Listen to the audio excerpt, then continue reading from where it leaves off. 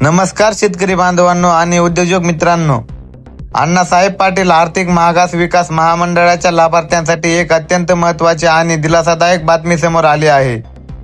10 August 2026 रोजी शासनाकडून महामंडळाला तब्बल 300 कोटी रुपयांचा निधी प्राप्त झाला आहे.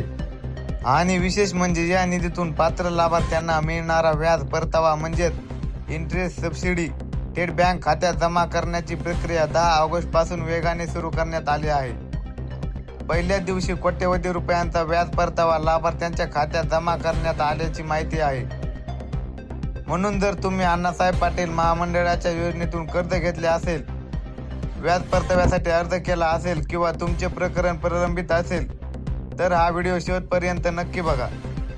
मित्रांनो, 10 ऑगस्ट 2026 रोजी अण्णासाहेब पाटील आर्थिक मागास विकास महामंडळाला शासनाकडून 300 कोटी रुपयाचा निधी प्राप्त झाला आहे.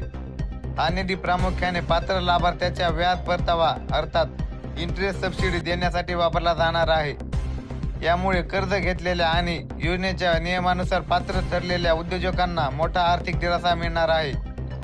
कर्ज घेतल्यानंतर दर महिन्याला किंवा ठराविक कालावधीनुसार बँकेला व्याज भरावे लागते. यातील पात्र व्याजाची रक्कम शासनाच्या योजनेच्या नियमानुसार लाभार्थ्यांना परत मिळेल. लाभार्थी आधी बँकेला व्याज भरतो आणि पात्रतेनुसार शासनाकडून त्याला व्याजाचा परतावा लाभार्थ्याच्या खात्यात जमा केला जातो. मित्रांनो, 10 ऑगस्ट 2026 पासून व्याज परताव्याची प्रक्रिया वेगाने सुरू करण्यात आली आहे. म्हणजेच निधी उपलब्ध झाल्यानंतर पात्र लाभार्थ्यांच्या प्रकरणाची तपासणी करून पैसे त्यांच्या बँक खात्यात जमा करण्याची प्रक्रिया सुरू झाली आहे. यामध्ये केवळ निधी उपलब्ध होणे महत्त्वाचे नाही, लाभार्थ्याची कागदपत्रे, बँकेशी संबंधित माहिती, योजनेतील पात्रता आणि आवश्यक तांत्रिक तपासणी पूर्ण झालेली असणे आवश्यक आहे. तपासणी पूर्ण झाल्यानंतर पात्र लाभार्थ्यांच्या थेट बँक खात्यात रक्कम जमा केली जाईल. अनेक लाभार्थ्यांचा असा प्रश्न आहे की पैसे खात्यात कसे जमा होणार. तर योजनेच्या प्रक्रियेनुसार आवश्यक कागदपत्रे आणि तांत्रिक तपासणी पूर्ण झाल्यानंतर पात्र लाभार्थ्यांची रक्कम थेट त्यांच्या बँक खात्यात जमा केली जाते.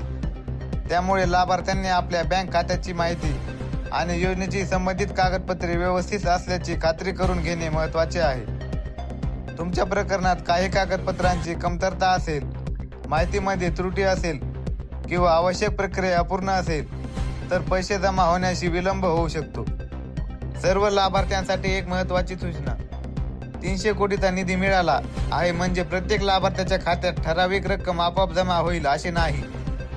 व्याज परतावा हा पात्रता आणि संबंधित नियमानुसार दिला जातो. त्यामुळे सोशल मीडियावर फिरणाऱ्या अपुऱ्या किंवा चुकीच्या माहितीवर विश्वास ठेवू नका.